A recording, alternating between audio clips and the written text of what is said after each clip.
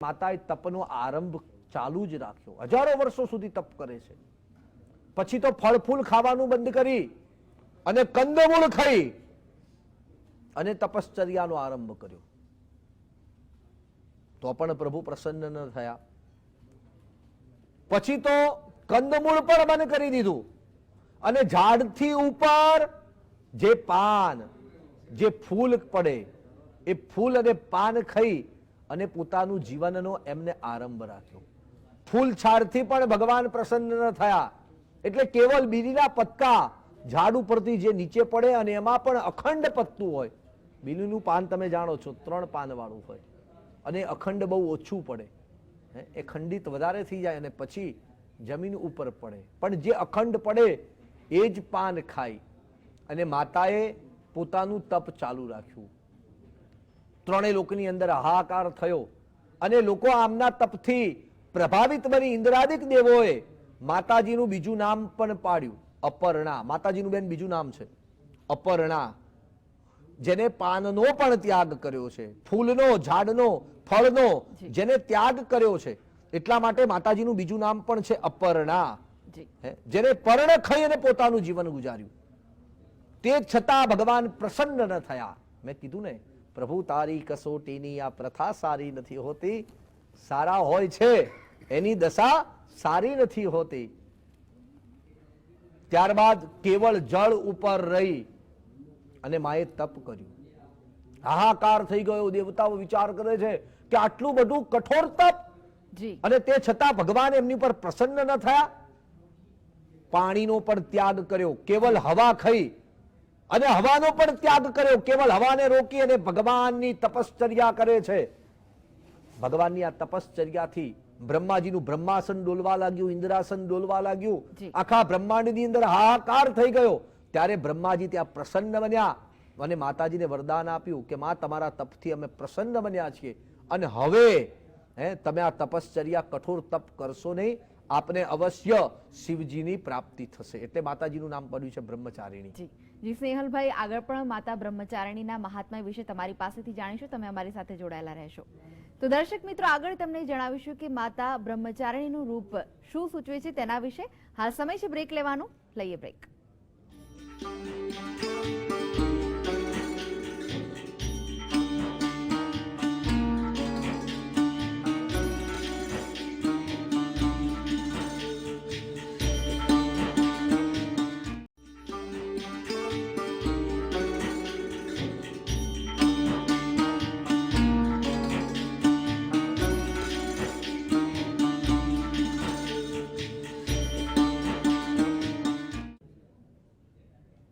Break બાદ આપનું સ્વાગત છે. આજે નવલા નોરતાનો બીજો દિવસ છે. માતા બ્રહ્મચારિણીની પૂજા આરાધના કરવામાં આવશે.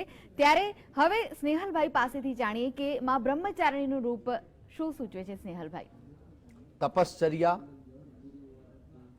તપની અંદર સિદ્ધિ, નિર્મોહતા, બહુ વિશેષ આ મંત્ર આ બ્રહ્મચારિણીની અંદર માતાજીના સ્વરૂપની અંદર નિર્લેપતા શીખવે છે. મોહ વગરના થાવ, નિર્લેપ બનો, એવું માતાજીનું સ્વરૂપ છે. તમે જોશો વસ્ત્ર અલંકાર માતાજીના છે ને એ કમળના છે અને કમળ છે ને એ નિર્લેપતાનું પ્રતીક બતાવ્યું છે. કોઈ પણ દેવતા દેવીઓના હાથની અંદર જ્યારે જ્યારે પુષ્પ હશે ને ત્યારે વિશેષ કમળનું પુષ્પ વિશેષ જોવા મળે છે. સંસારમાં સરસો રહે ને મન મોરી પાસ, સંસારમાં સરસો રહે ને મન મોરી પાસ, સંસારમાં લેપાય નહીં તે જાણ મારો દાસ. જે સંસારમાં રહેવા છતાં સંસારના કામ, ક્રોધ, મદ, મોહ, લોભ, મત્સર, અહંકારથી જે મમત્વથી જે લેપાતો નથી એવો વ્યક્તિ મારો દાસ છે. માટે બ્રહ્મચારિણીનું આ વિશેષ સ્વરૂપ જે માતાજીનું છે, નિર્લેપતા. કાદવની અંદર કમળ ખીલે છે, પાણીની અંદર રહે છે, પણ કાદવ કે પાણીનો એને સ્પર્શ થતો નથી. માટે નિર્લેપતાનું પ્રથમ સ્વરૂપ વર્ણન બતાવ્યું છે. માતાજીની હાથની અંદર માળા છે, જમણા હાથમાં માળા છે, ડાબા હાથની અંદર કમંડળ છે. અષ્ટદલની માળા છે, 8 પ્રકારની સિદ્ધિઓ, નવનિધિને મંત્ર જપ પ્રાપ્ત કરાવે છે. મંત્રનો મહિમા બતાવ્યો છે. મન તારયતિ ઇતિહિ મંત્ર. પગ બગડ્યા હોય, બેન આપણા પગ બગડે તો આપણે શું કરીએ છીએ? ધોઈશું પગને પાણીથી. પગને પાણીથી ધોઈએ છીએ. તો આ મન બગડ્યું હોય તો મનને કઈ વસ્તુથી ધોવી? મનને ધોવા માટે શું કરવું? તો મનને સાફ કરવા માટે, મનને ધોવા માટે મંત્રને, જીવનની અંદર મંત્રનો જપ. આ બીજા સ્વરૂપની અંદર માતાજીએ જમણા હાથની અંદર જે માળા રાખી છે એ મંત્રને, મનને સાફ કરવા માટે મંત્રની જરૂર છે, માળા. અને જ્યાં મન સાફ થયું ને એટલે અમૃતરૂપી કમંડળ, ડાબા હાથની અંદર માતાજીના અમૃતરૂપી કમંડળ છે. જીવનની અંદર તને અમૃતરૂપી ફળની પ્રાપ્તિ થશે. સફેદ કલરના માતાજીએ વસ્ત્ર ધારણ કર્યા છે. શાંતિનું જે પ્રતીક છે, સૌમ્યતાનું પ્રતીક છે. સાધકે શાંત થવું જોઈએ, ક્રોધ ન કરવો, ઉતાવળ ન કરવી. વિધિની અંદર કોઈ પણ પ્રકારની પૂજા અર્ચના મંત્ર જપ કરો ને, બહુ જલ્દી જલ્દી જપ ન કરવા, બહુ શાંતિથી પણ જપ ન કરવા.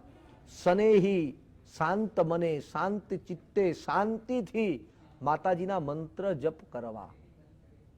આ મંત્ર જપ કરવાથી, શાંત મનથી, શાંત ચિત્તથી અને સુસિદ્ધિથી, એની એક જ લયથી, એના સ્વરથી, એના મંત્ર જપ કરવાથી જીવનની અંદર સર્વ પ્રકારની મનોરથ કાર્ય તમારા પૂર્ણ થશે અને અમૃતરૂપી સારા ફળની તમારા જીવનમાં અવશ્ય પ્રાપ્તિ થશે.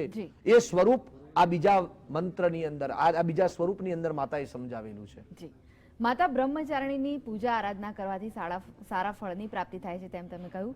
કેવું ફળ પ્રાપ્ત થાય છે માતાની આરાધના કરવાથી? સર્વ મનોરથ કાર્ય તપ કરવાથી પ્રાપ્ત થાય છે. પહેલામાં પહેલું તો શરીર સુંદર રહે છે.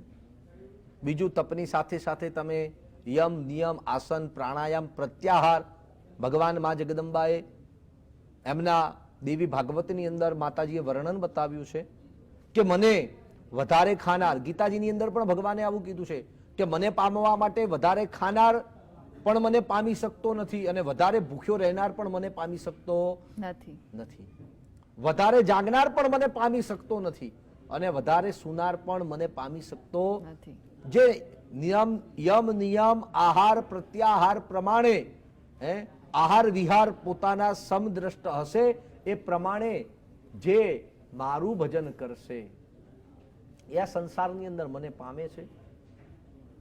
જે માતાજીના યમ, નિયમ, પ્રત્યાહાર પ્રમાણે રહે છે એ પ્રમાણે સારી તપશ્ચર્યા કરે છે, જેથી કરી ખરાબ બુદ્ધિની અંદર થી દૂર થાય છે. દુર્બુદ્ધિ એની દૂર થાય છે. દુર્બુદ્ધિને દૂર કરીને સદબુદ્ધિની પ્રાપ્તિ થાય છે. વાણીની અંદર સિદ્ધિ આવે છે. એ જે કંઈ બોલે છે, તપસ્વી માણસ જે કંઈ બોલે છે ને, ભગવાનની કૃપાએથી એ સત્ય થાય છે. એ બોલે સત્ય નથી થતું, પણ સત્ય થવાનું હોય ને એ જ માં એની પાસે બોલાવે છે. આ એક રહસ્ય છે. એ બોલે એ સત્ય ના થાય, પણ માં એની પાસે એ જ બોલાવે જે સત્ય થવાનું છે. નિર્ભયતા, નિડરતા, મન કર્તવ્ય પરથી વિચલિત થતું નથી. મન છે એ કર્મોની ઉપર રહે છે. ખરાબ બુદ્ધિ દૂર થાય છે. સર્વ મનોરથ કાર્ય જીવનની અંદર પૂર્ણ થાય છે. એટલે જ માતાજીની અંદર પ્રાર્થના, માતાજીને પ્રાર્થના કરીએ છીએ ને, ભૂલો પડી ભવરણે ભટકું ભવાની, સુજે નહીં લગી કોઈ દિશા જવાની. જ્યારે મારે કોઈ દિશા ન મળે ને ત્યારે માં તમે મને દિશા બતાવજો અને તારો પાલવ પકડ્યો એનો પલમાં બેડો પાર થાય છે. એટલે માં બ્રહ્મચારીનું આરાધના કરવાથી સર્વ પ્રકારના મનોરથ અહીંયા પૂર્ણ થાય છે અને સારો રસ્તો દેખાય છે. માતા બ્રહ્મચારિણીને રીઝવવા માટે આજનો મંત્ર કયો છે? કયા મંત્રથી તેમને રીઝવી શકાય છે? માં બ્રહ્મચારિણી બુદ્ધિના આપનાર દેવી છે, માટે માતાજીનો સરળ મંત્ર યા દેવી સર્વભૂતેષુ બુદ્ધિ રૂપેણ સંસ્થિતા નમસ્તસ્યે નમસ્તસ્યે નમસ્તસ્યે નમો નમઃ. આ મંત્ર દ્વારા અને માતા બ્રહ્મચારીણો જે મંત્ર છે, દધાનામ કરપદ્માભ્યામ અક્ષમાલા કમંડલો દેવી પ્રસીદતુ મયી બ્રહ્મચારિણી નમોસ્તુતે. હે માં બ્રહ્મચારિણી, અમે આપનું આરાધન કરવાથી સર્વ પ્રકારની મને સિદ્ધિની પ્રાપ્તિ થાય. એટલા માટે માતાજીનો આ મંત્ર.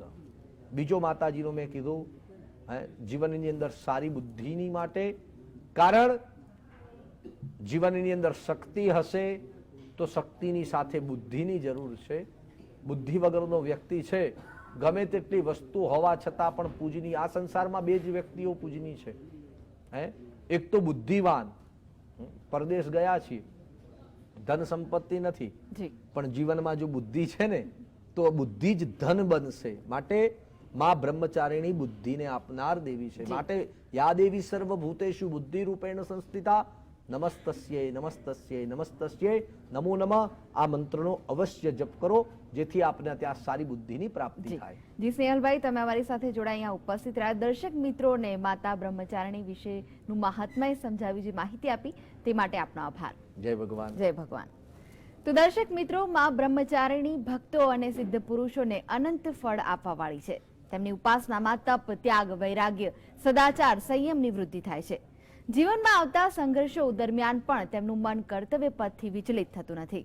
માની કૃપાથી તેને બધે જ સિદ્ધિ અને વિજયની પ્રાપ્તિ થાય છે.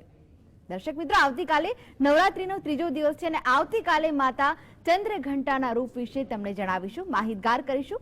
અત્યારે મને રજા આપશો. જય અંબે.